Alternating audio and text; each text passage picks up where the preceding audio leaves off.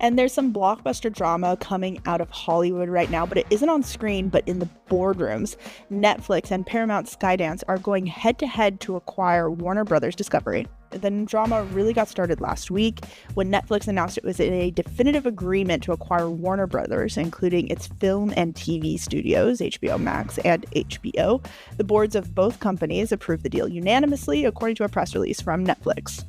But then, Cassandra, just as we thought, hey, well, this is interesting, Netflix has got it in the bag, out of nowhere, in comes Paramount with a whack, and it's launched a hostile takeover, which means it's basically going directly to the shareholders and saying, I don't care what you executives think, if the shareholders give it to us, then we've got it in the bag. So that was a completely out of the blue move. Who knows what's going to happen in the next couple of hours or the next few minutes, really, with this deal. It keeps going back and forth. You're very right. Last week we had a deal for Netflix that was accepted by Warner Brothers to take over most of the company, the studios and the streaming business of Warner Brothers. Then a couple of days after that, we have this hostile bid from Paramount to take over all the company for significantly more money. And right now we're in sort of a limbo, going back and forth with both sides arguing that theirs is the better deal and that the other deal will never get approved, and so forth and so on. At the moment, it's very difficult to see who's ahead. In some ways, this is becoming as much a political battle as an economic or regulatory one, with the president, Donald Trump, getting involved. And I think a lot of what will happen with this deal will be decided probably in Washington, and not as much by the shareholders themselves of Warner Brothers. And Scott, it all looked like it was sewn up, and then the Ellisons decided to jump in with their own hostile attack to kill the Netflix deal. So is this just business, or is there some kind of personal history, some kind of personal aspect to this battle that they're waging? David Ellison, the head of Paramount Skydance, who's making this bid for Warner Brothers, they made no secret of the fact that they wanted to buy Warner Brothers. And actually, before the Netflix deal was accepted, most analysts were assuming that they would be successful in their bid, that they would be the favored buyer. The reason that most people think that the Paramount deal will go ahead, or might still go ahead, is because of the connection to the Trump government. David Ellison, and particularly his father, Larry Ellison, the billionaire head of Oracle, are very close to the Trump government. Larry Ellison is a big supporter of Trump and has been for many years. And they seem to have been cozying up to the government in the recent deal to acquire a Paramount. And so it looks like this deal isn't just about business, isn't just about the movies. It's very much about sort of political power and who may be closer to the Trump government in order to get this deal approved. Ross, we've been talking a little bit about this, but Paramount went directly to shareholders with this hostile takeover. That sounds really ominous, but what are we talking about here? Well, they're just trying to make life difficult for Netflix. They're not going to go down easy. And just because Netflix announced that deal with Warner Brothers doesn't mean it's finished by any stretch of the imagination. So Paramount just letting everyone know they're here for the long haul, and they're going to be quite aggressive about it. And we've been talking about this Paramount deal, but it's not just Paramount, right, Ross, that we're talking about here. It has the Ellisons behind it, but who else there is with the deal? Well, pretty significantly is Jared Kushner in a investment fund that he's part of. And so for those who are unfamiliar, that's the president's son-in-law. So not only are the Ellisons close to the president, but you also have the president's son-in-law as one of the financial backers, which would give this deal, give them a higher likelihood of blocking Netflix. Okay, and so I mean, let's be real about this. David Ellison's dad, Larry, is one of Trump's biggest backers. So is Paramount banking on a Mar-a-Lago discount from regulators, do you think, Ross? Is there something that we should be careful of behind the scenes, and we should be watching behind the scenes here, which may be a bit irregular? Well, they're definitely pushing for having favorable outcome due to their relationship with the president. Right now, in the U.S., we don't operate under traditional norms. Like the way FCC or DOJ would approach antitrust or media regulation is kind of out the window. We have a strongman president, and those who curry favor with him tend to get the outcomes they want. So I think you're better off looking at it from that angle than from going through historical and legal precedent. They're definitely using their relationship to the advantage, and hoping the Trump administration will define antitrust in whatever way it benefits them, whether that means a reclassification of streaming, which would negate Netflix's bid, or some other legalistic turn. Right. Scott, let's forget the shareholders. If Netflix eats HBO and Warner Brothers, does my monthly subscription go up to 30 euros? Does this kill the era of That's what I need to know, Scott. Tell us. Yeah, I think your subscription is probably going to go up in any case. No. I think that's Netflix's longer plan. Perhaps not yet to 30 euros. Long term, though, I think Netflix's overall plan is to sort of replicate the cable bundle model, which is try to have as much content as possible on one service and to charge as much as possible for it.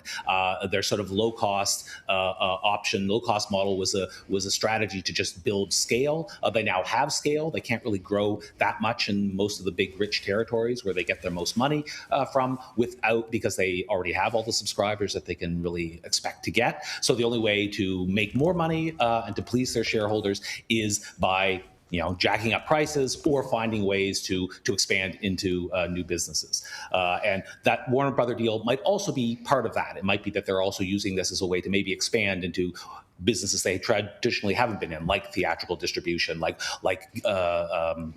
various events and so forth. But yeah, when it comes to your subscription, I think you got to expect that's going to be going up. Okay, Scott, I got one more question for you before we have to let you go, and we'll continue with Ross. The Netflix deal spins off CNN. So Netflix doesn't do news. We know that. I mean, does this leave CNN as an orphan? So is this the end of CNN as a major global player if they lose that corporate safety net? No. I mean, the idea of spinning off CNN, it's not just CNN, it's sort of all of Warner Brothers cable television operations, which is Discovery, TNT, a whole bunch of sort of cable channels that it owns. Even before this Netflix deal was announced, Warner Brothers was already planning to do that because that business, the sort of cable business, is not as profitable. It's actually heavily indebted. And so they thought it would be more valuable if they split that off and sort of spin it off into a separate company. So CNN will still survive. It might be in financially more troubled state without the sort of Warner Brothers parent company behind it in the same way. But I don't really fear for CNN in that case.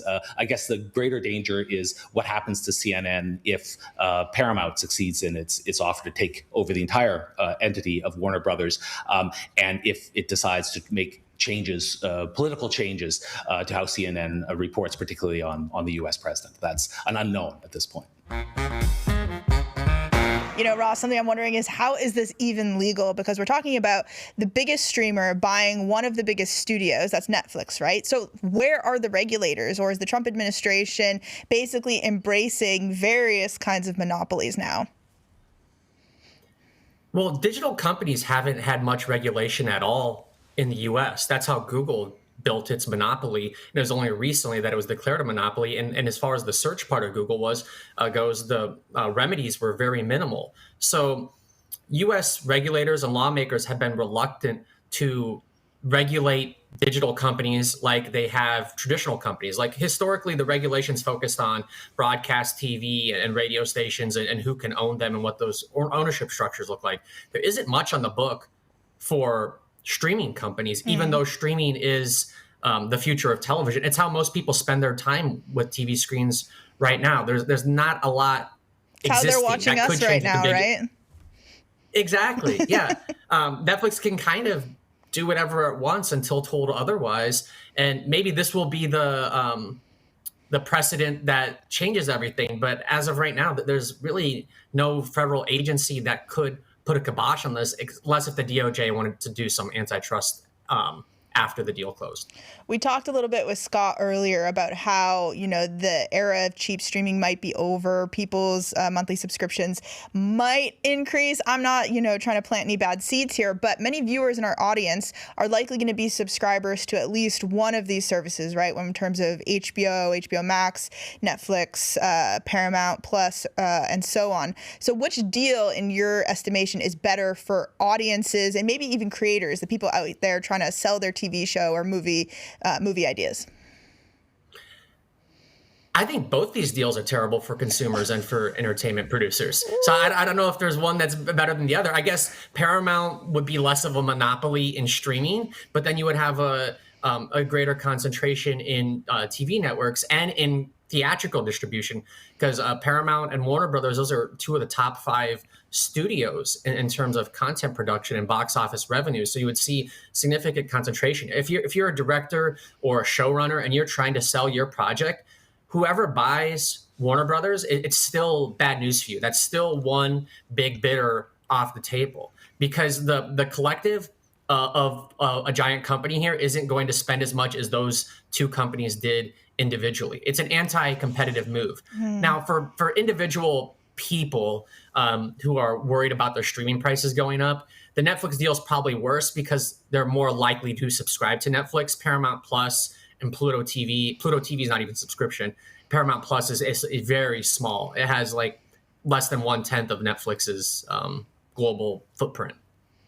Well, I wanted to dig into that a little bit further because, of course, when two companies come together like this, there's often the motivation to so-called synergize, which is actually just a byword for job losses, of course. I mean, if Netflix buys Warner, are they actually going to make new movies, new TV shows, or are they just buying the intellectual property, Batman, Harry Potter library, so that they can slow down their content spend? Now they've got a library of popular stuff. They don't need to put as much effort in. What do you think? They'll still make stuff. The Warner Studio is still profitable, and there will still be a demand to produce stuff. And like you said, they're buying those IP, but part of the value of that IP is continuing it. There's only so many Batman movies and TV shows right now. If Netflix were to ingest this all, I think you would see new Harry Potter shows and new Batman shows on Netflix. Now, their content spending, they are looking to crimp it. So the content spending maybe wouldn't grow as much as if Netflix and Warner Brothers were still separate entities. But Netflix with Warner is still going to spend more on content than Netflix did solely by itself. Okay, so I'm trying to get my head around this question that a lot of people have been asking online. I mean, I've seen this on Reddit and TikTok comments as well. How come Netflix was saying, poor us, we're in difficulty right now, you can't share your password with your family, that's why we're having to crack down on this, and now suddenly they can afford the billions to acquire a studio? Obviously, there's financial dynamics behind that, but can you maybe break that down for us? Well, Netflix has plenty of cash. They can't really cry poor at all. And they're just looking to increase their margins. So that's why they're cracking down on password sharing. It's not that they necessarily need the money, but it's that their investors are expecting a significant return, and that's one way to deliver it. One thing that has come out to me or really struck me this week, Ross, was this idea that Netflix is always thinking about different kinds of competitors, right? They're viewing TikTok as a competitor. There was this quote that's gone a bit viral where it's like a competitor to Netflix is actually sleep. People choose to go to bed instead of staying up binging, right? So is Netflix just trying to take a competitor off the board? But this time we're actually talking about movie theaters, which so far we haven't talked about. But it seems like if you own Warner Brothers, that could be one possible fewer competitor on the board. This is definitely a move that strikes at a competitor. Even if Netflix doesn't end up swallowing Warner Brothers and this deal gets blocked, they will still have put Warner Brothers in limbo for probably 18 months or more, and halted any progress they have gotten with streaming, and put a kibosh on the future expectation of their theatrical. So I think this deal advantages Netflix, even if they don't get it. Of course, there is that breakup fee, though, that they would pay if they don't ultimately come through. So that reduced the risk for Warner to agree to such terms. Okay, and Scott, just looking to the future, what we could expect here, any deal, no matter who ends up winning, is going to have to face regulators also in the EU, which is notoriously much more tougher than maybe the Trump government is at the moment with certain deals.